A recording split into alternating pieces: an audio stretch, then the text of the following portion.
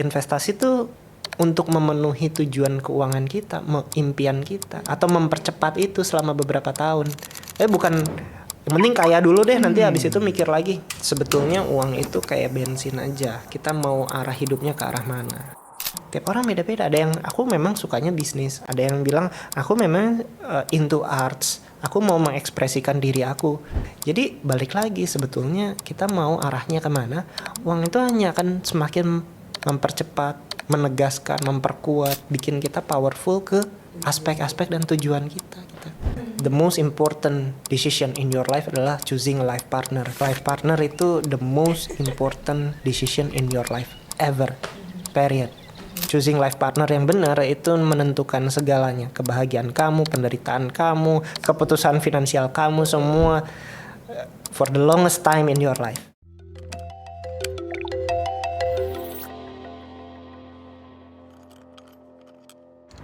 Welcome to Kipods. Hari ini kita akan ngobrolin part dari self-improvement, yaitu finansial, bersama dengan CEO Ngomongin Uang. Ada Kak Glenn di sini. Hai Kak. Halo Sandra, happy to be here. Thank you so much for being here. Kita sangat happy karena kita akan ngobrolin finansial lagi. Dan kalau tadi kita cerita ya, pas off cam kita cerita bahwa memang kayaknya salah satu bagian dari improvement adalah kalau kita punya ketenangan finansial. Oh iya dong, pasti. Nah makanya hari ini kita mungkin akan ngomongin earning, spending, sama investasi sedikit mungkin ya. Oke. Nah kalau di earning Kak, mungkin orang-orang banyak sekarang ngomongin kayak ya indeks ekonomi segala macamnya. Nah indeks ekonomi apa? How to earn money sih? Apakah masih ada bidang-bidang tertentu yang kita bisa masukin, mungkin ada peluangnya besar? Oke. Ini bicara soal earning dulu ya. Yes. Earning ini sebenarnya kompleks, kan ada banyak macam cara kita bisa dapetin uang. Tapi mungkin seringkali banyak pertanyaan seperti ini.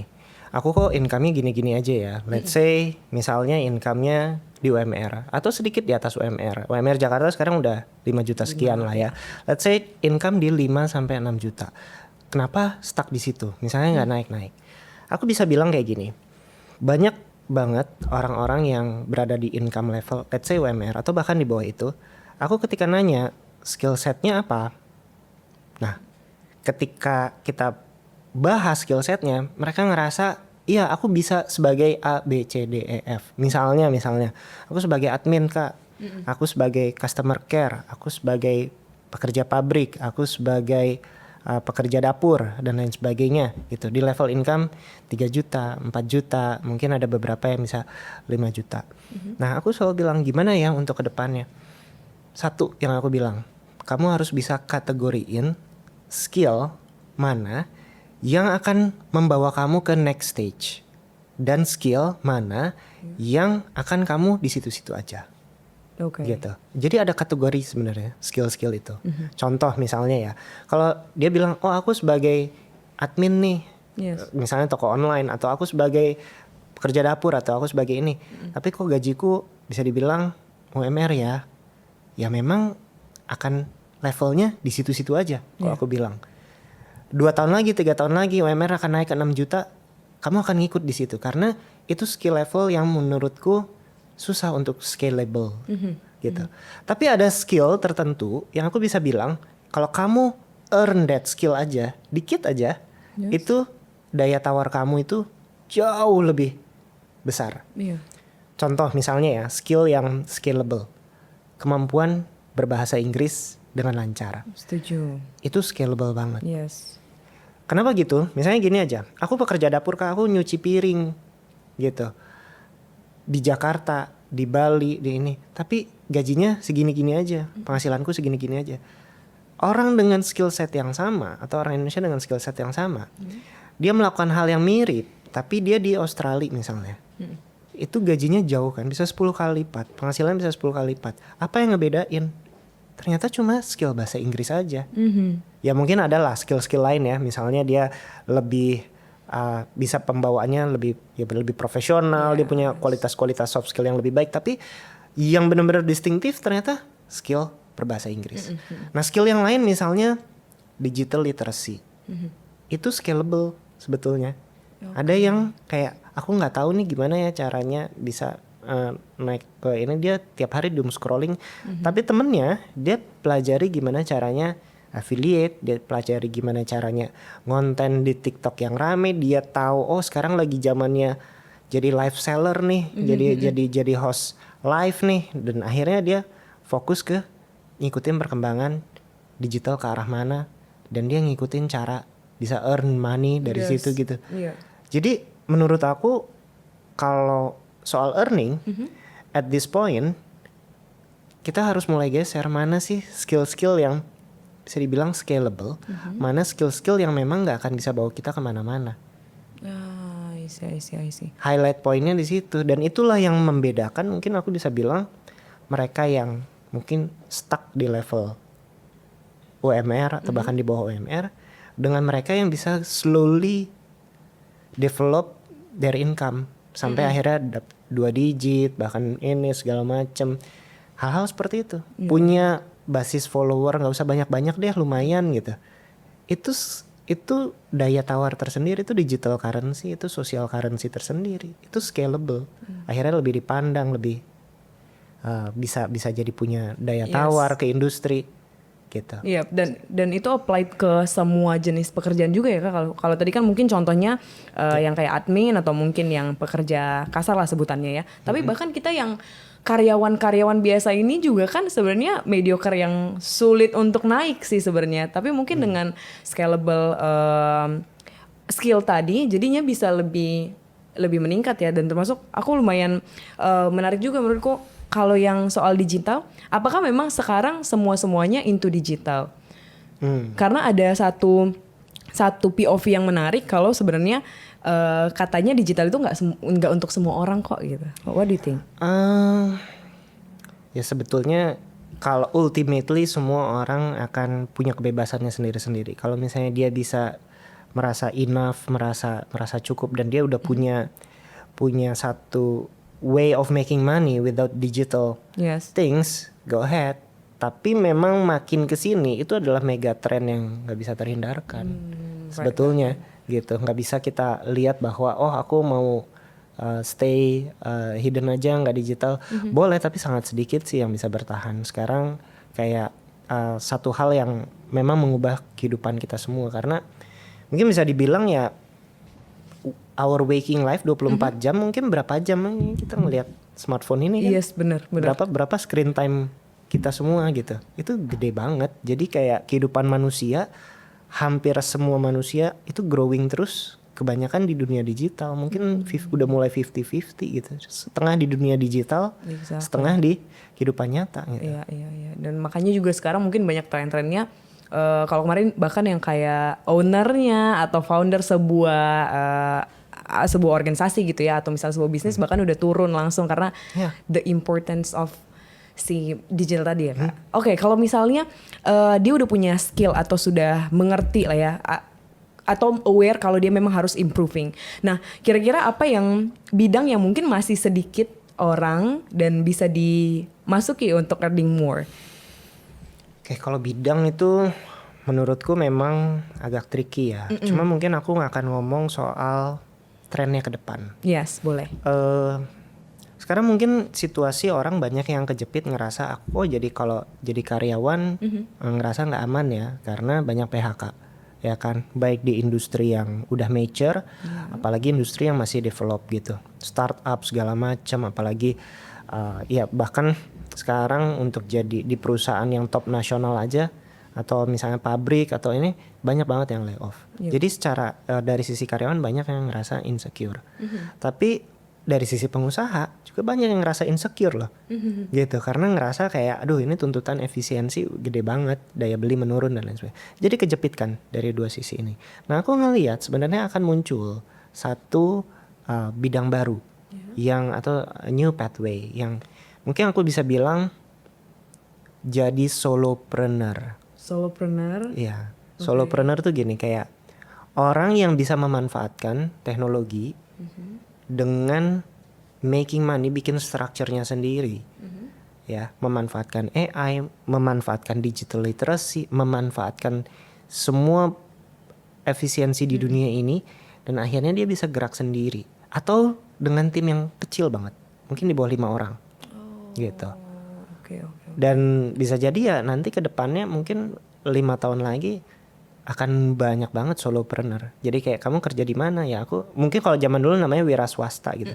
Tapi di sini sekarang posisinya ya solopreneur sebagai orang yang ngedevelop something dari pikirannya dia sendiri, dia ngasih value ke society atau ke industri, tapi dia didasari sama efisiensi teknologi dari AI, dari digital platform, algoritma dan lain sebagainya. Dia bisa ngerjain itu semua sendiri dan making money di situ. Berarti in the future mungkin akan banyak bisnis-bisnis yang memang tidak memerlukan sumber daya manusia yang lebih banyak lagi. Iya, udah kayaknya zamannya udah lewat ya untuk kayak aku mau bikin sebuah bisnis di mana orangnya akan menyerap tenaga kerja, lapangan kerja yang begitu banyak. Iya, Itu romantisme masa lalu menurutku ya.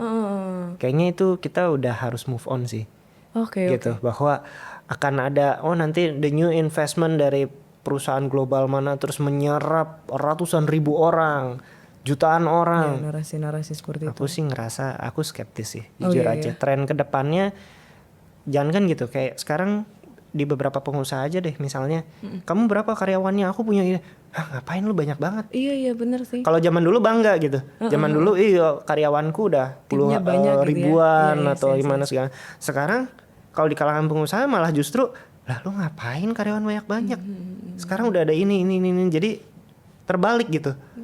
Bahkan pengusaha aja mikir kalau karyawanku bisa stay lean, bisnis besar, itu yang justru mereka cari gitu. Trennya ke sana.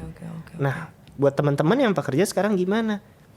Ya itu yang aku lihat. Jadi solopreneur. Dan banyak macam jalurnya gitu. Kalau satu hal yang mungkin bisa kita lihat jejaknya, itu kreatorpreneur. Ngerti. Itu yang membuka ruang pertama. Tapi nggak harus jadi konten kreator semua ya. Tapi itu kreatorpreneur itu yang pertama tuh.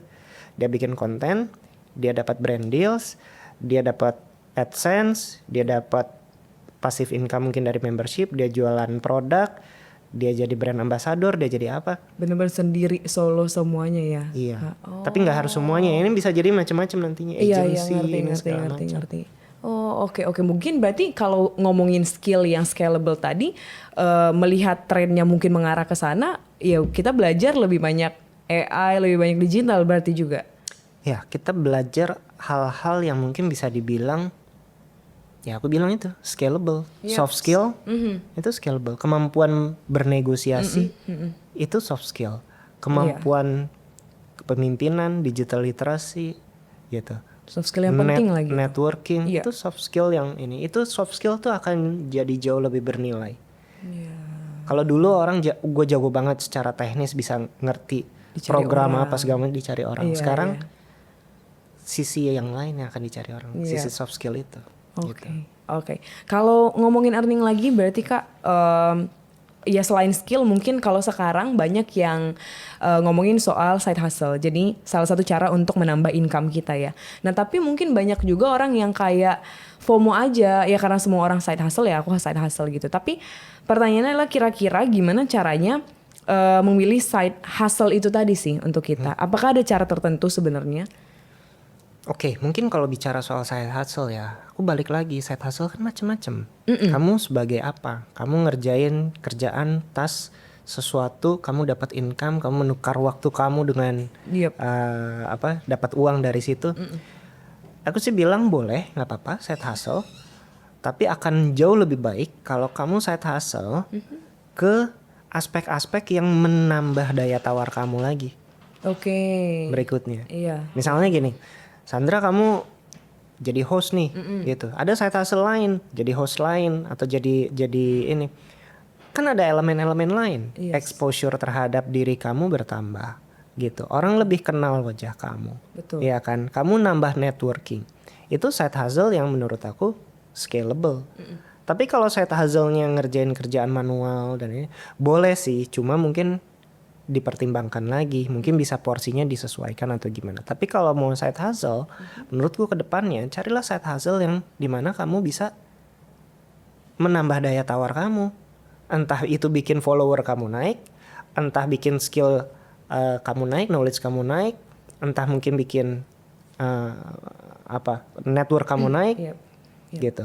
Mungkin gitu sih. Iya, menurutku. iya. Dan memang menurut aku bagus juga karena sebenarnya side hustle itu ya bener ya kalau harus yang mendukung atau improving kita, karena kadang Kak orang mencari side hustle ya supaya ada duit tambahan. Kayak ya udah yang penting ada duit tambahan, makanya semua pekerjaan kasar pun diambil gitu loh. Padahal sebenarnya ada prinsip-prinsip yang seharusnya kayaknya nggak perlu sebanyak itu kita sacrifice for the side hustle ya. Nggak apa-apa sih sebetulnya ada kerjaan yang menukar waktu dengan ini, asal memang kita tahu nggak kelamaan aja di situ. Jadi kalau masih muda nggak apa-apa sebetulnya menukar Tabrak energi aja semua ya nggak berarti ya. tabrak aja semuanya. Cuma ada yang dia stay di situ sampai umur 30, sampai umur 40.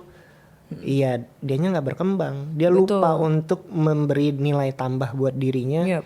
Supaya income-nya bisa gede, tetap membesar, padahal energi dia mulai berkurang. Padahal dia menua.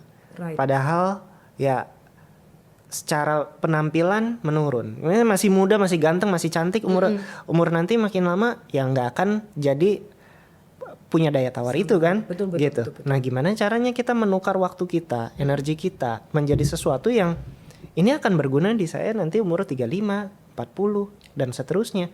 Karena kita tahu bahwa di masa muda itu masa terbaik energi kita, penampilan kita, tapi nggak akan selamanya di situ kan? Betul. Nah, pikirannya harus ke situ. I see. Oke, jangan stuck ya. Kalau misalnya Kak, dia side hustle-nya mau buka bisnis. Nah, kira-kira caranya gimana? Apa langkah awal untuk dia memulai bisnis ini? Oke, kalau bisnis memang agak luas ya, mau bisnis apa. Cuma satu hal yang menurut aku jarang banget dilakukan itu adalah riset dulu. Sebelum mulai bisnis itu coba riset, coba cari tahu, coba telusuri dulu. Iya. Banyak banget orang yang melewati proses ini menurutku. Jadi dia tabrak aja deh mau bisnis ini, kayaknya ini cuan, ya udah cobain gitu. Iya. Tapi belum tentu trennya sama atau belum tentu dia punya sesuatu yang sama ya. Kayak ya udah ini lagi momentum pada bikin lapangan padel, aku mau bikin juga misalnya gitu ya. Momentumnya kemungkinan akan panjang nih gitu. Yes. Padahal ada dimensi-dimensi lain, ada variabel-variabel lain yang harusnya dia perhitungkan. Yap. Nggak apa-apa, bukan berarti lapangan padel salah, tapi dia riset dulu nggak secara mendalam gitu dari segi aspek lingkungannya, trennya, dia lihat dari negara lain dan lain sebagainya. Nah, aku sih pikir anak muda kalau mau bisnis boleh, tapi kasih porsi lebih gede di risetnya sih. Riset ya. Gitu. Oke. Aku pribadi, aku jarang sebenarnya bikin bisnis, tapi kalau aku bikin bisnis biasanya jarang gagal karena gede risetnya di awal. Benar-benar aku harus yakin itu, punya conviction gede sebelum terjun gitu di situ. Apa yang dilakukan di risetnya Kak? Yang dilakukan di riset sebenarnya bisa macam-macam.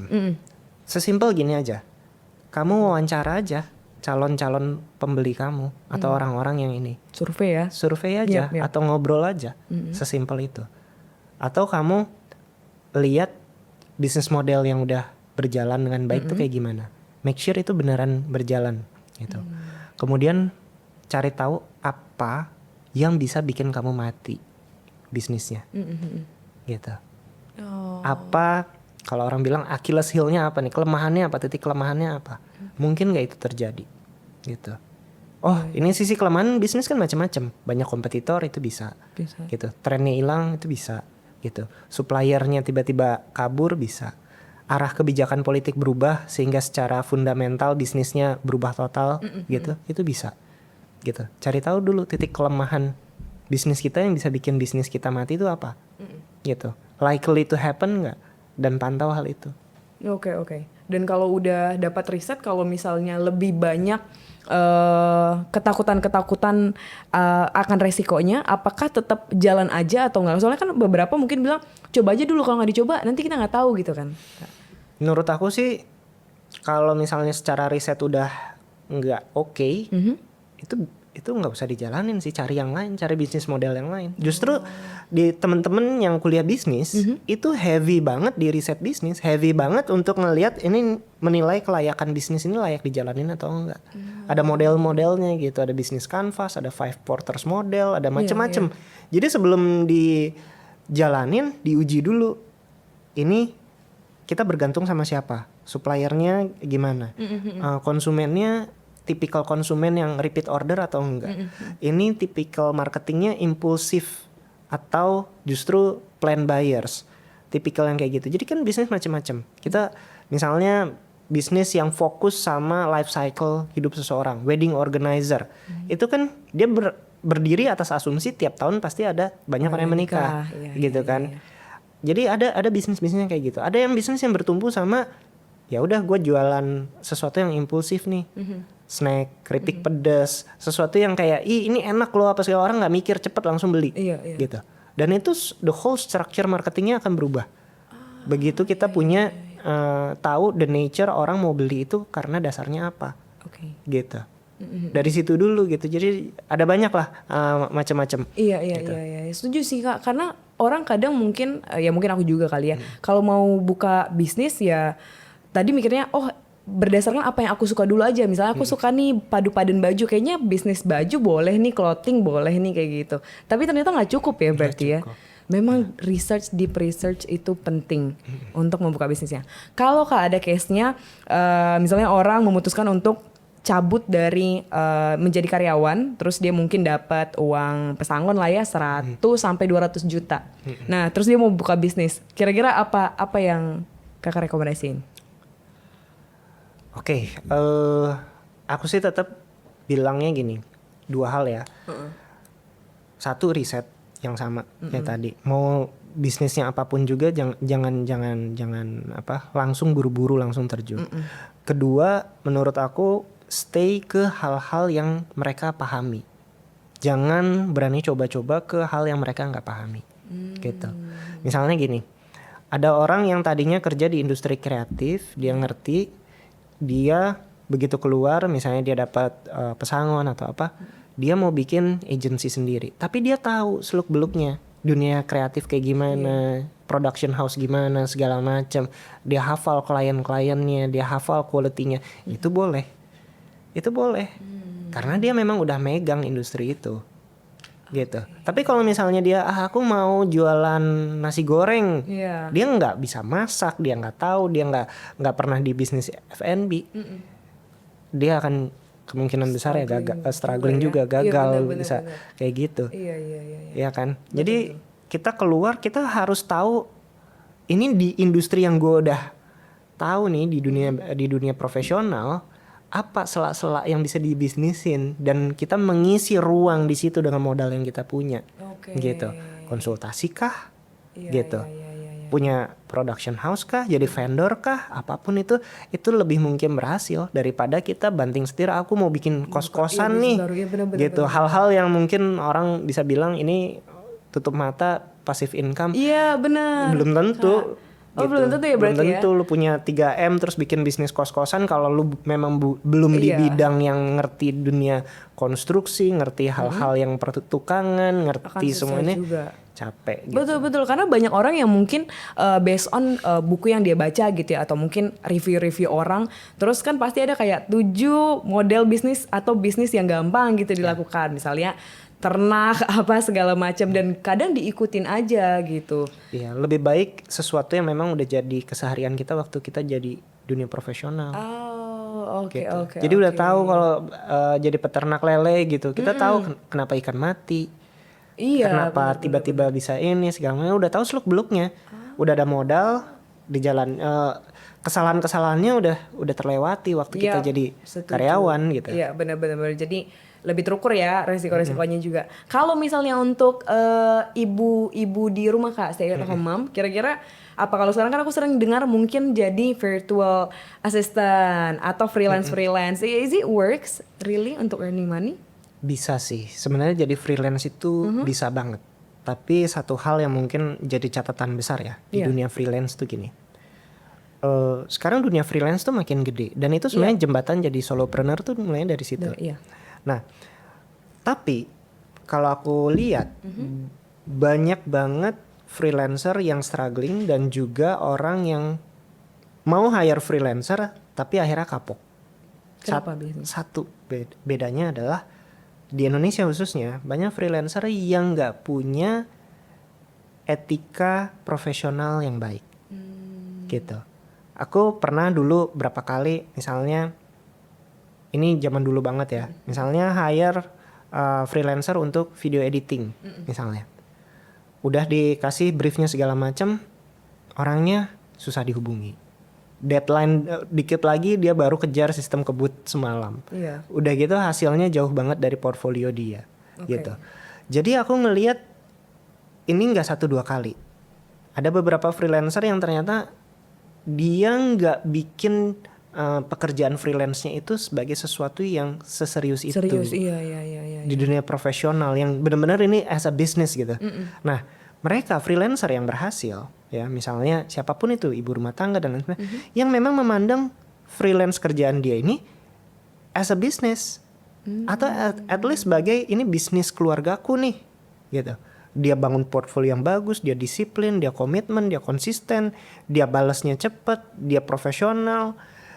Sesimpel kalau misalnya ada kerjaan apa, beneran semua paperworknya rapih, kasih on invoice resmi, Iya. kasih Profesional report, lah ya. profesional Benar, aja, benar, walaupun benar, dia benar. kerja dari rumah beneran profesional, gitu. Nah itu yang dicari sebetulnya. Jadi freelancer itu nggak bukannya nggak susah ya, tapi kalau kita bisa nambah satu komponen ini aja, be a professional, itu kita udah ahead most of freelancer di Indonesia. Iya. Gitu. Benar. Itu harus di take notes juga tuh, karena orang kadang menjualnya kayak gampang freelance nanti dapat klien dari luar negeri. Mereka lupa ada indikator menjadi profesional itu tadi. Iya, karena Profesionalitas itu tadi ya. betul, karena banyak yang pengen jadi freelance tapi mereka meremehkan, menyepelekan, gitu. Jadinya benar-benar asal-asalan aja kerjanya. Iya, Aku dikasih tugas, aku dibayar, sesimpel itu. Padahal ada banyak komponen lain yang harus dijaga. Gitu. Iya, setuju. Kalau tadi earning, sekarang spendingnya Kak. Kalau spending, kita udah earning ya berarti ya, kita udah punya duitnya mungkin. Kira-kira apa prinsip-prinsip yang harus kita tahu supaya kita mindful nih dalam men-spend atau menghabiskan uang kita? Oke, kalau Mengelola spend, deh. ya mengelola Bukan spending. Iya. Jadi sebetulnya kalau dalam prinsip personal finance itu ada beberapa prinsip lah yang harus ya bukan harus ya, tapi yang sebaiknya ditaati. Namanya piramida keuangan. Ini prinsip yang populer banget di luar negeri, di hampir semua konsultan keuangan memakai prinsip itu. Gitu. Piramida itu kan bisa dibilang kayak bangunan yang kokoh banget ya, sampai ribuan tahun dia bisa stay bertahan gitu. Nah, untuk bangun piramida kita harus mulai dari bawah dulu, dari fondasinya, terus nanti naik perlahan sampai ke puncak. Nah, begitu juga dengan fondasi keuangan. Fondasi paling bawah personal finance itu yang tadi kita bahas, punya income dulu, punya income yang stabil, gitu. Bukan stabil jumlahnya, dalam arti rutin lah, gitu. Jangan sampai bulan ini ada penghasilan, bulan depan enggak, bulan depan ada lagi, bulan depannya enggak ada, terus hidup dalam ketidakpastian. Itu berarti fondasinya belum kuat. Itu dulu fondasinya. Oke. Begitu naik ke atas, kita harus bisa tahu kita punya pengeluaran, pastiin di bawah pemasukan. Itu level 2. Itu kan cerita klasik ya, bahwa harus pemasukan lebih besar dari pengeluaran. Tapi itu sebenarnya kalau dalam prinsip personal finance itu baru tahap 2, itu baru level bawah banget gitu. Nah, masalahnya banyak masyarakat Indonesia bahkan lapis 2 aja belum. Yes, benar. Ya kan? Nah, lapis 2 nih. Iya. Kenapa sih penting banget punya pengeluaran di bawah pemasukan? Supaya ada ekses dana kan. Yes. Ada sisa dana. Nah, sisa dananya ini bisa dipakai macam-macam. Investasi dan lain sebagainya. Nah, ini yang dipakai. Ini kita bermain untuk bisa mengakumulasi kekayaan tuh dari ekses dana itu. Selama ekses dana itu belum ada, kita akan hidup kejar-kejaran aja sama utang, sama cicilan, sama pay later, sama pinjol, gitu-gitu aja terus gitu. Nah, lapis 2 ini yang jadi basisnya. Nah, gimana caranya mindful? Menurut aku keuangan kita harus siapin waktu untuk merencanakan aja sih. Kita tulis bener. Sebetulnya income saya berapa? Misalnya income UMR, terus ada tambahan dikit-dikit, UMR lebih dikit. Itu ditulis. Terus pengeluaran saya sebulan berapa? Most of the people bahkan sampai level ini aja mereka malas banget Iya. ngerjain. Padahal ini simple banget gitu. Aku ngelihat ini mungkin dulu dari mamaku ya. Mamaku udah tua banget, udah almarhum. Tapi waktu kecil aku ngelihat dia selalu nyatet keuangan keluarga di catatan dia, gitu. Dan dia selalu nyatet semuanya, spending apa, dia utang ke warung tuh apa, dia catat semuanya dan dia selesaikan dengan tuntas, gitu. Iya. Dan di situ kita jadi belajar bahwa sebetulnya kalau kita catat, kita jadi punya ownership, kita punya kendali, kita punya tahu kesehatan keuangan kita berapa. Apakah berarti orang-orang yang banyak terjerat pinjol atau pay later kalau sekarang ya Kak, apakah orang-orang yang memang tidak mengerti, tidak menulis expense-nya mereka dan pemasukan atau what's wrong sebenarnya? Kemungkinan besar mereka nggak merencanakan spendingnya dan nggak merencanakan mereka mau pakai uangnya buat apa. Tapi kalau ngomongin pinjol pay later itu kan banyak banget ya, skopnya tuh banyak banget. Ada yang aku kenal banyak banget. Jadi ada yang levelnya memang untuk gaya hidup, mereka beli untuk spending, untuk gaya hidup, untuk memenuhi mereka keinginan mereka. Tapi ada juga yang memang pakai pinjol karena kepepet. Gitu, karena kepepet ada hal lain yang mendesak, mungkin untuk berobat segala macam, ya untuk hal-hal yang memang mungkin bisa dibilang nggak bisa ditunda. Tapi ada juga ini yang paling sering nih, dia untuk memindahkan kewajiban dia saat ini ke masa depan. Misalnya gini, dia kerja dapat penghasilan rutin, entah jadi karyawan, entah jadi mungkin PNS atau profesi yang mungkin bisa dibilang tiap bulan dia dapat deh, gitu. Nah, karena dia merasa dan berasumsi dia akan selalu dapat penghasilan rutin tiap bulan, dia berani pakai pinjol, pay later, cicilan. Dia tahu bahwa harusnya ini saya mendapatkan ini 3 bulan lagi, nggak apa-apa deh saya dapetin sekarang. Toh nanti bulan depan ada gaji saya masih bisa bayar. Toh 2 bulan lagi ada ini. Lama-lama numpuk, bunganya nggak kira-kira. Tiba-tiba dia tahu, kok pay later saya udah ratusan juta ya. Kok ini setara sama saya kerja bertahun-tahun ya. Iya benar. Nah itu yang paling sering. Karena dia ngerasa bahwa saya ada pekerjaan tetap. Dia tahu bahwa oke, ini kalau gaji saya setahun sekian ratus juta misalnya. Bisa lah saya pay later duluan biar saya nikmati lebih dulu gitu. Merasa aman aja ya. Benar. Dan memang mungkin bisa dibilang gini ya, otak manusia tuh memang cenderung gak bisa menunda kesenangan. Iya. Gitu. Apalagi dengan sekarang ya. Kak. Karena exposure semua tiap hari kita ngelihat apalagi di smartphone kita semuanya membuat kita impulsif untuk membeli sesuatu. Setuju. Gitu. Kayak contohnya gini deh, misalnya ini ada 100 orang masyarakat, kita kumpulin, kasih 2 pilihan. Kamu dapat 1 juta rupiah cuma-cuma saat ini, sekarang. Atau kamu dapat 2 juta atau 3 juta. Tapi tahun depan ya.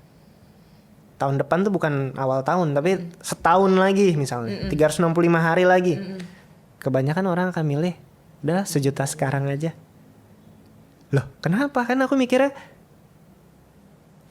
setahun lagi dia dapat 3 juta, itu 3 kali lipat loh. Yes. Investasi mana yang bisa 3 kali lipat? Susah banget gitu nyari, kecuali kamu jenius banget investasinya gitu. Tapi orang akan pilih aku mau 1 juta sekarang aja deh. Most of the people ya cenderungnya gitu. Tapi mereka yang bisa mikir bahwa oh ya udah nggak apa-apa deh, tahun depan aja aku dapat 3 juta. Nah itu yang berhasil. Punya kemampuan untuk menunda dulu untuk something yang dia rencanakan ke depannya. Iya. Gitu. Berarti kalau misalnya ditanya prinsip-prinsip apa yang harus dipegang sebenarnya sebelum kita melakukan peminjaman, pay later, pinjam online atau mungkin membuat kartu kredit gitu ya, apa kira-kira Kak? Aku sih sebenarnya discouraging minjem duit ya. Oh ya. Aku encourage orang nggak punya utang sama sekali. Kalau untuk produksi pun sebaiknya jangan. Kita kumpul modal dulu. Kalau untuk produksi mungkin boleh untuk industri tertentu yang memang membutuhkan pinjaman bank besar, volumenya besar, Tapi dengan catatan ya banyak kayak kita harus bentuknya PT, terus kayak ada apa namanya jaminan segala macam. Buat most of the people minjem uang, utang itu bad decision. Kalau misalnya utang buat usaha bisa, tapi buat certain people yang ngerti cara main gamenya gitu loh. Orang yang tahu oke, saya punya bisnis dengan volume raksasa, saya harus pinjam dulu sekarang, nanti duitnya bisa saya balikin dalam periode waktu yang udah terencana gitu. Tapi jarang lah orang bisa kayak gitu. Aku sih bilang, apalagi di masa muda ya, kalau bisa nggak ada utang itu jauh lebih baik. Jangan ada utang ya. Iya, kalau bisa ini. Kenapa? Karena kalau kita nggak punya utang, uangnya bisa kita pakai secara fleksibel untuk banyak hal. Benar. Untuk investasi, untuk mikirin upgrade juga. diri, untuk kita punya peluang apa dengan adanya uang kita bisa ambil. Tapi kalau misalnya di umur 20-an kita mikirin tentang cicilan, tentang ini, habis umur 20-an kejarin itu semua. Tiba-tiba melek-melek udah umur 30-an, energi udah hilang. Jadi aku sih simply bilang sebisa mungkin umur 20-an jangan punya utang. Kalau punya utang, catatannya rasionya kecil banget dibandingkan penghasilan. Oke. Ya. Kalau orang bilang di bawah 30%, kalau aku bilang sih kalau bisa di bawah 20, kalau di bawah 15% gitu. Dan kalau bisa nggak usah ada utang sama sekali. Dan tujuannya tadi juga ya kayak, maksudnya berarti kalau untuk gaya hidup sih jangan Definitely lah ya, enggak. Definitely enggak ya. Iya kalau untuk usaha tadi masih oke. Kalau kartu kredit, kan banyak orang yang bilang sekarang pakai kartu kredit aja karena nanti bank akan melihat kalau misalnya pakai kartu kredit nanti kalau misalnya mau KPR atau misalnya cicilan yang besar di kemudian hari itu lebih gampang untuk diterima katanya daripada yang kita misalnya nggak ada utang tiba-tiba ngajuin pinjaman. Menurutku sebetulnya gini, bank akan ngelihat aktivitas kita as a holistic, nggak hanya kartu kredit aja. Oke. Jadi kalau misalnya kita pakai debit atau kita pakai kris atau kita ini dan transaksinya volumenya besar, pemasukan besar, pengeluaran juga lancar.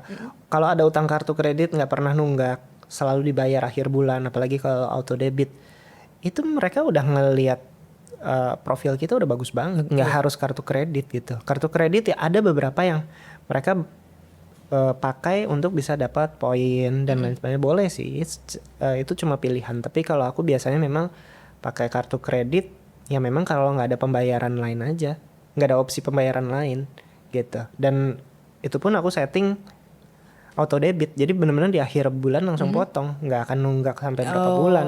Itu udah kayak cuma sebenarnya kayak opsi pembayaran aja, kayak dompet online yang berbeda aja. Bener. Gitu. Oke. Jadi sebenarnya masih boleh ya, tapi melihat apa tujuan atau mungkin Iya, aku sih jarang banget sih pakai Untuk kartu pakai kredit tuh kredit ya? cuma kalau keluar negeri nggak bisa pakai bener-bener kartu itu debit. juga lumayan butuh sih Cece, Iya, ya. cuma itu aja. Kayak mungkin aku pakai kartu kredit sampai sekarang mungkin cuma 5% dari spend. Itu pun kalau misalnya aku mau beli item digital, misalnya mau beli apa game di Steam, aduh harus pakai kartu kredit deh gitu. Bener. Ya bisa sih sebenarnya pakai yang lain sekarang ya, cuma udah ke attach aja kartu kredit. Tapi kayak gitu, bahkan sampai sekarang aja mungkin kayaknya orang kartu kreditnya ngejar-ngejar aku nambah limit, udah nggak usah deh.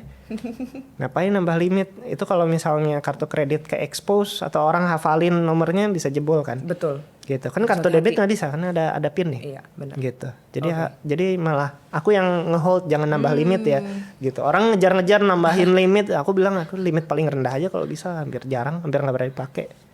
Oke. Kalau tadi kita udah bahas earning, udah bahas spending juga, ada mindful, beberapa key takeaway juga dari spending yang mindful. Nah sekarang kalau investasi, nah ini kayaknya anak-anak muda kan pingin investasi tapi mungkin nggak tahu atau mungkin kayak bingung mulai dari mana. Nah ini investasi untuk anak muda kira-kira harusnya gimana?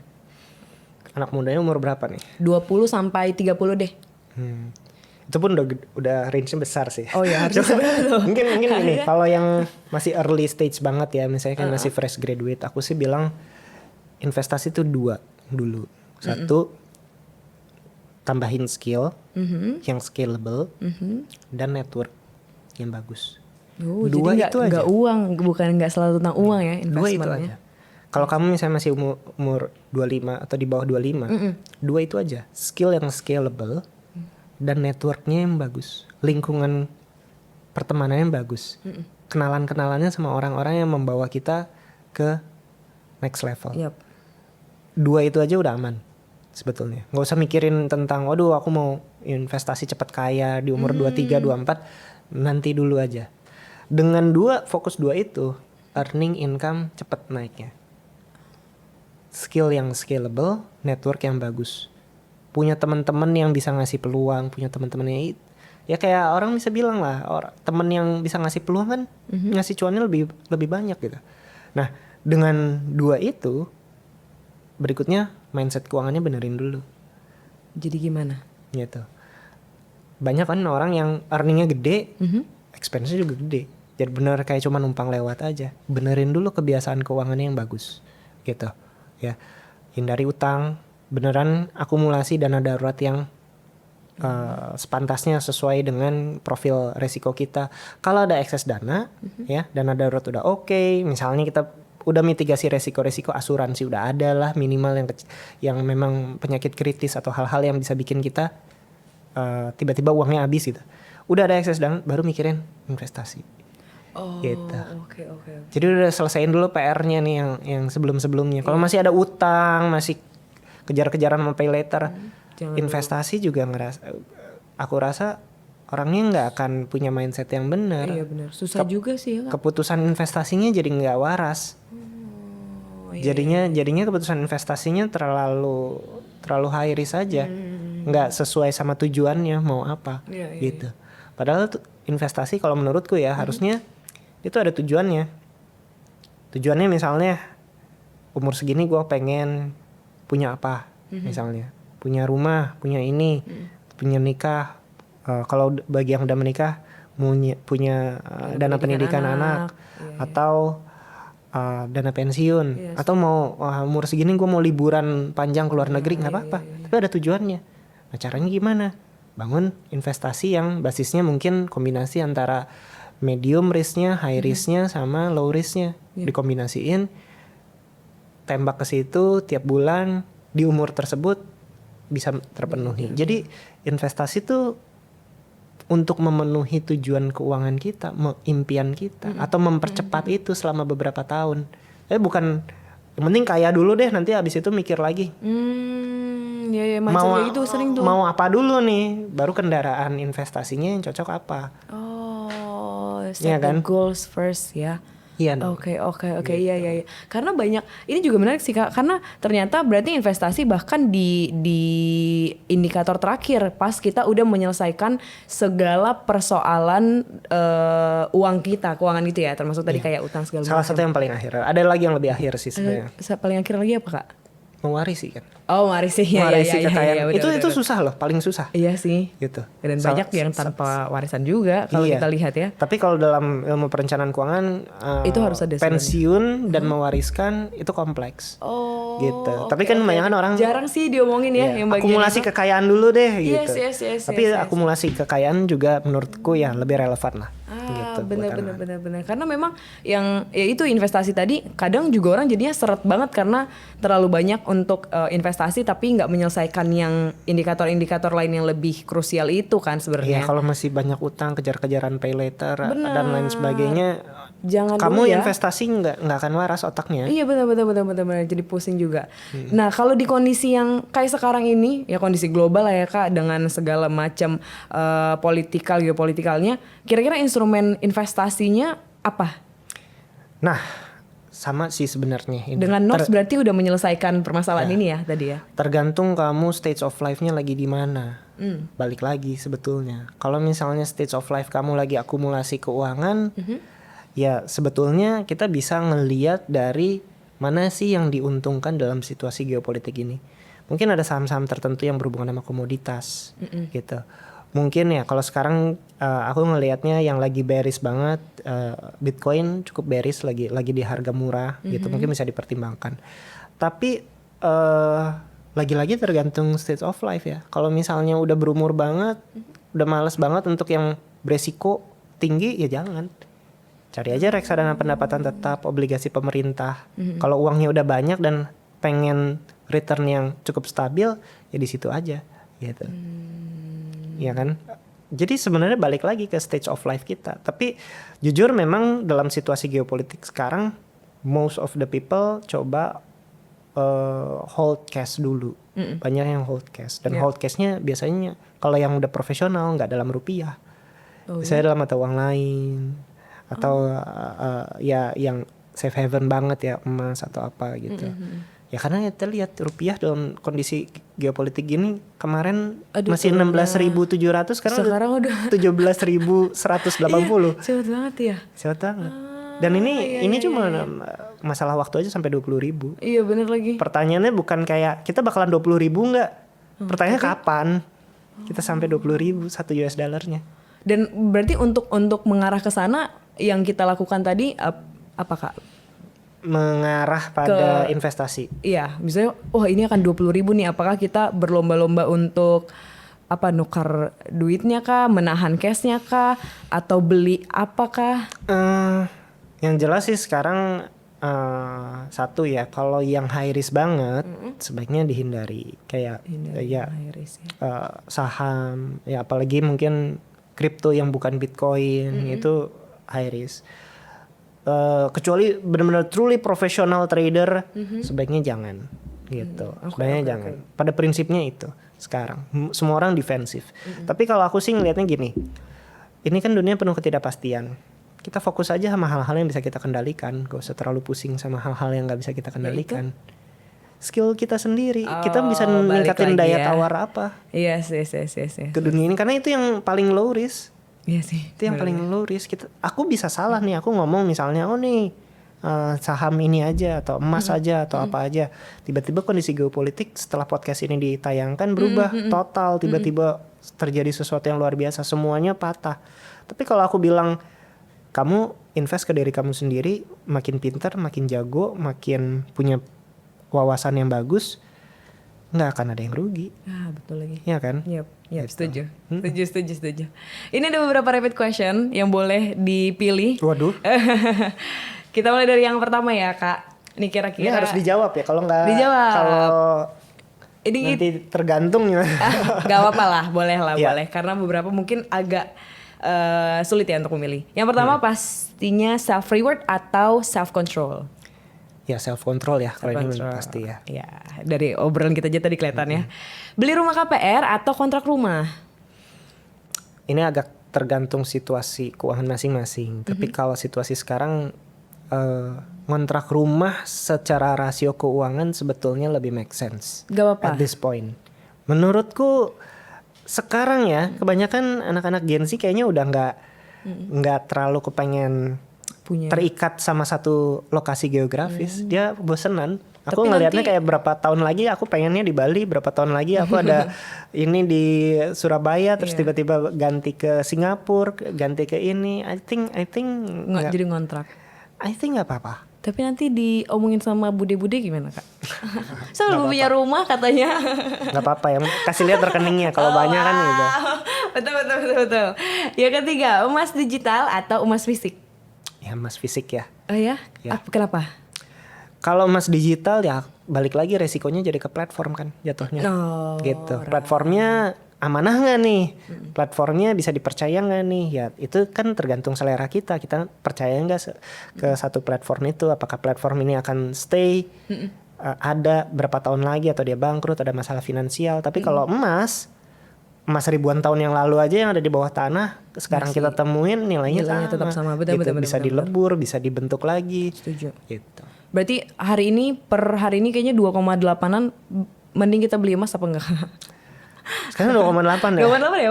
2,8. Ya, lagi agak turun sih ya. Apakah akan sampai 5 juta? Kata orang sampai 5 juta nih. Sebenarnya tergantung perangnya berkepanjangan nggak. Ini kan aku nggak bisa jadi ahli peramal. Bisa memproyeksiin juga ya. Iya, kalau perangnya berkepanjangan bisa terus naik. Tapi kita nggak tahu nih kayak mereka tiba-tiba yang berkonflik tiba-tiba bulan depan udah nggak selesai ya, rally-nya selesai atau bahkan koreksi lumayan. Iya benar-benar. Kita nggak bisa itu di luar kendali kita lah. Jadi kalau punya uang jangan beli emas dulu, kita tahan dulu aja. Sekarang udah cukup mahal ya Mas ya. Harusnya podcastnya setahun yang lalu. Aku Jadi bilangin beli Mas ya, nih. sekarang baru Iya. dijual-jualin ya. Betul. Nabung atau investasi? Lagi-lagi tergantung stage of life-nya. Kalau masih muda, nabung dulu buat dana darurat, udah selesai kewajiban-kewajibannya. Misalnya dia udah selesai kewajiban keuangannya, investasi boleh. Tapi kalau investasi buat belajar doang, nggak apa-apa. Cobain aja dulu pakai uang dingin. Umur berapapun boleh. Kalau untuk belajar ya, bukan pakai uang serius ya. Iya. Gitu. Oke. Bitcoin atau emas? Bitcoin atau emas, dua-duanya bagus sih. Di sekarang ini juga masih oke. Iya, Masih recommended? Aku punya dua-duanya soalnya. Emas ada, Bitcoin ada. Ya aku still punya dua-duanya. Oke. Jadi masih bisa dipakai, dibeli, digunakan juga untuk sekarang ya. Oke. Deposito bank atau reksadana? Buat aku reksadana karena punya fleksibilitas untuk pilih tingkat resikonya nggak di situ-situ aja, dan deposito bank kan nggak liquid. Kita harus ngikutin mereka termin kapan untuk bisa kita ambil. Jadi nggak fleksibel. Kalau reksadana kita bisa tarik anytime ya, pun mungkin periodnya waktu sih. cuma 3 hari. Tapi Iya, kan benar, sekarang udah betul. banyak yang instant withdraw. Iya, benar lagi. Gitu. Jadi Mendingan reksadana. dan bisa kita kombinasikan kan, mau reksadana pasar uang, Iya. pendapatan tetap atau campuran atau apa sesuai sama profilnya. Tapi secara cuan-cuanannya Kak, Cuan-cuanan jelas reksadana. Reksadana Tapi berarti resikonya ada kan, kalau misalnya kita pakai reksadana saham bisa jadi minus. oh right. Bisa jadi minus kalau kita salah, misalnya si manajer investasinya juga ya salah untuk memprediksi market, ya saham kita reksadana kita yang isinya saham itu dibawa turun. Ah, Gitu. benar. Oke, rapid questionnya habis, tapi masih ada pertanyaan lain. Oke. Kira-kira setelah, berarti Kak Glenn ini kan udah cukup lama juga ya di bidang finansial ini, udah bikin ngomongin uang ini juga. Nah, kira-kira apa tips atau mungkin pelajaran yang dijalanin dan mau dikasih tahu ke kita yang umurnya masih 20 sampai 30-an ini mengenai finansial? Oke, kalau untuk finansial mungkin tadi udah banyak ya. Aku mungkin kasih satu aspek yang menurut aku cukup underrated. Aku ngelihat gini, banyak anak muda sekarang yang stuck sebetulnya hidupnya karena dia hidup dalam bubble. Bubble-nya itu bisa jadi lingkungan dia, bisa jadi hal-hal yang saya bilang toxic. Dan ini satu hal yang aku ngelihat beda gap antara generasi Gen Z sama milenial. Kalau milenial, kita tuh waktu aku milenial ya, kita tuh bisa ngelihat bahwa aduh ini toxic, aduh ini nggak bikin berkembang, kita langsung gerak cepet cari ke tempat yang lain gitu. Nah, kalau Gen Z entah kenapa aku ngelihat dia banyak yang stuck di situ-situ aja. Nah, satu itu, kedua exposure dari diri kita. Exposure dari diri kita tuh macam-macam. Kalau dulu exposure ya lingkungan, sekarang ada ini juga, HP. Dan ini sebenarnya bisa dibilang lumayan pedang bermata dua, karena dia yang bikin kita jadinya kecanduan hal-hal negatif, gitu.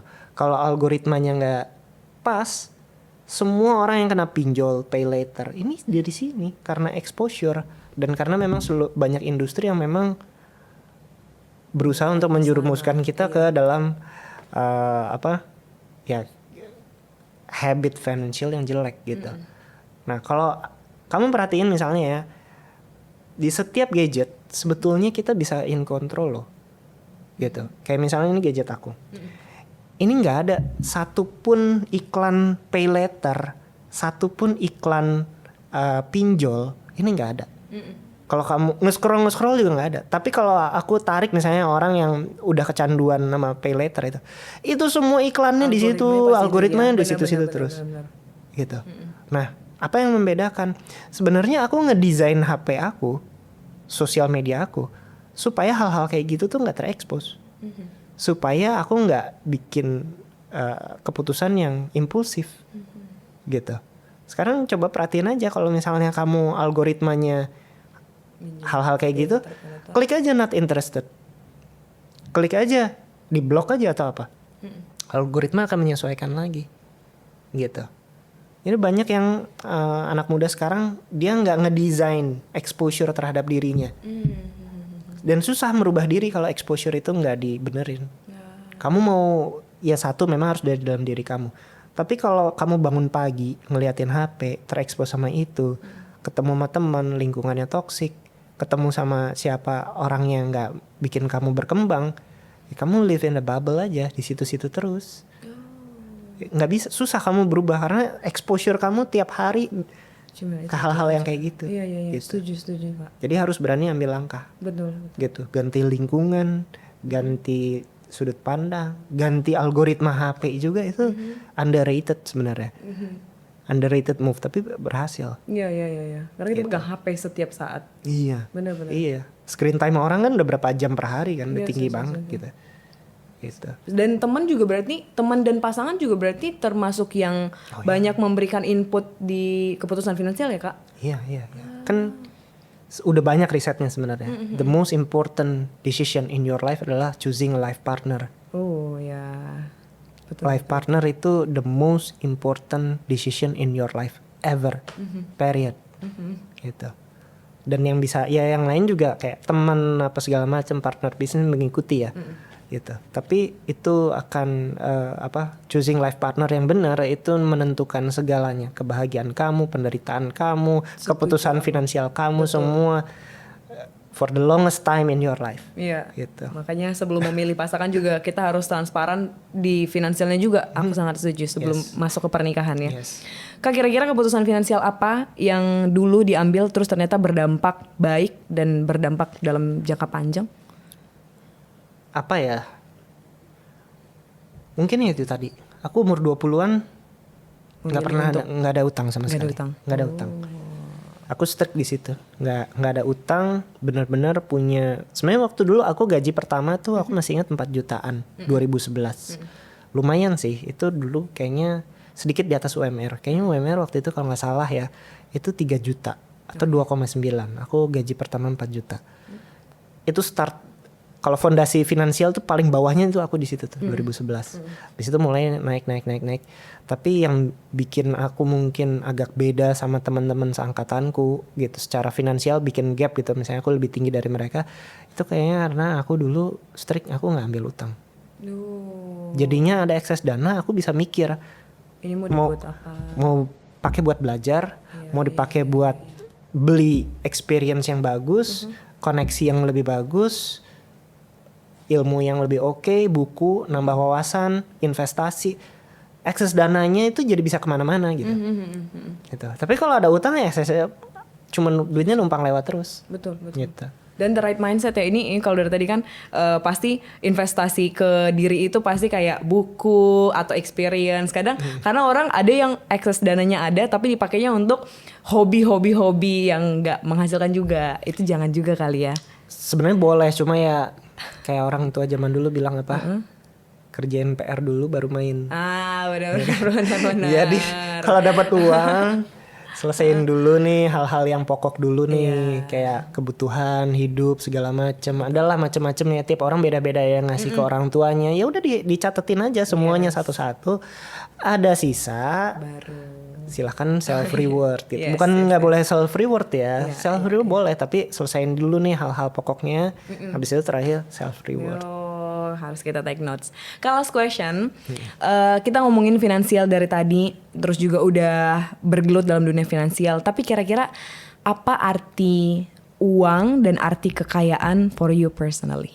Aduh, kalau buat aku ya, sebenarnya jadi gini, aku tuh bikin buku, namanya ngomongin uang, menjadi kaya versi kamu sendiri. Yeah. Aku nulis jawaban itu di the last page buku itu.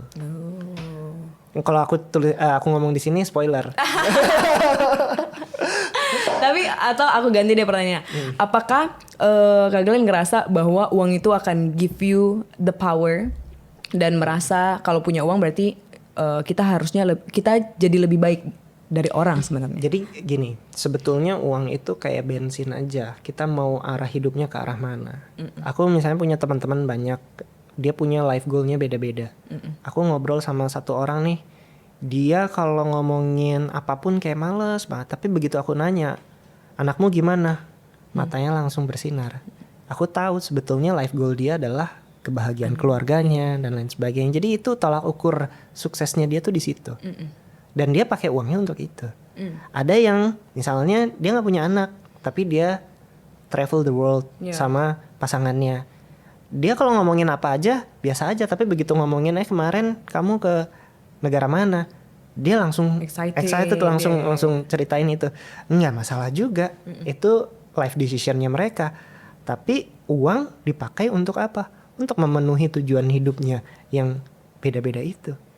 Tiap orang beda-beda. Ada yang aku memang sukanya bisnis, ada yang bilang aku memang into arts. Aku mau mengekspresikan diri aku, pikiran aku, jiwa aku kepada dunia ini dengan through art gitu. Aku memang musisi dan lain sebagainya. Jadi balik lagi sebetulnya kita mau arahnya kemana, uang itu hanya akan semakin mempercepat, menegaskan, memperkuat, bikin kita powerful ke aspek-aspek dan tujuan kita gitu. Ya kan? I see.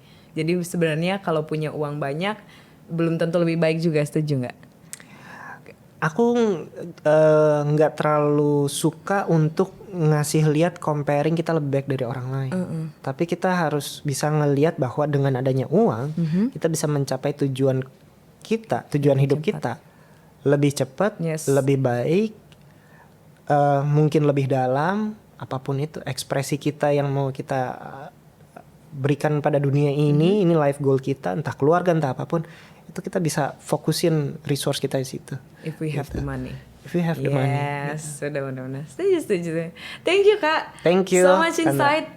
Dan semoga tips-tipsnya juga banyak banget menurut aku yang kepake juga. Dan prinsip-prinsip kayak no utang itu menurut aku bisa dipikirkan, bisa dijadikan concern untuk yang dengar ya. So semoga yang dengar juga bisa lebih mindful. Dan semoga Kak Glenn juga dengan segala projectnya bisa lebih sukses lagi ke depannya. Thank you Sandra. Thank you Kak. Terima kasih juga teman-teman. Sampai ketemu di episode selanjutnya.